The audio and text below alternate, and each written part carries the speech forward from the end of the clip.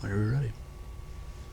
Welcome to this week's Ticker Talk. I'm Keith Tyner. I've got my friend Don Murphy joining us this afternoon, and we're just going to update you all on what's going on in the world and the economies, and specifically the markets this afternoon.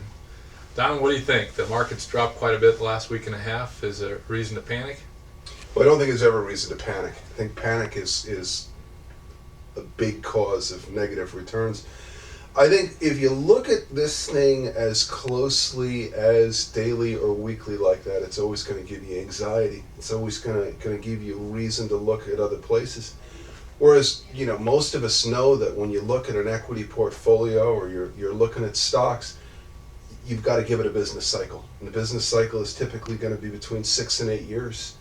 And I think it's a fun conversation, and it's fine to talk about days and weeks and quarters. That's not what portfolios are built on. Portfolios are built over years and managing the risks and analyzing them on a longer term. So yeah, we could talk about some of the things that are going on, but I think for an investor, I think it's important to see, are the fundamentals still there? Are the reasons why we invested still there? And we wait for the business cycle to play out. So we've had a rally in the market for 2 or 3 years now, and yet what do you think about the economics that would give us the reason to think it's going to keep going forward? Is there a foundation economically to stay bullish right now? Well, things seem to be going the right way, and I think there could be made a case for staying bullish. Earnings are real, consumer sentiment is real, spendings are real. There's a large component to this thing that are savings, where companies got leaner and cut down their labor costs, and a lot of earnings is savings driven.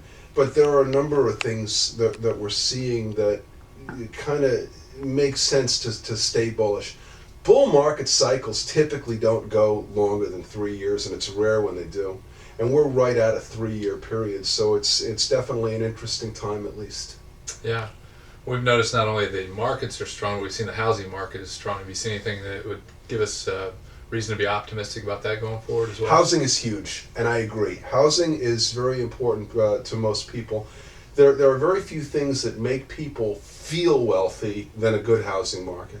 And especially here in Indiana, where we have so much excess capacity, it is good to see building, and it's good to see projects breaking ground. This trickles down. This creates jobs. This makes people go out and spend. Secondary markets for furniture and appliances and all the things that go in with a house. I think that if there was one item that I would hang my hat on as being positive, it would be that number right now. Good. Well, I sure appreciate you stopping by and seeing us today, and maybe we can get you back in here for another Ticker Talk in the future. Thanks, Keith. I'd like that. All right. Have a great day.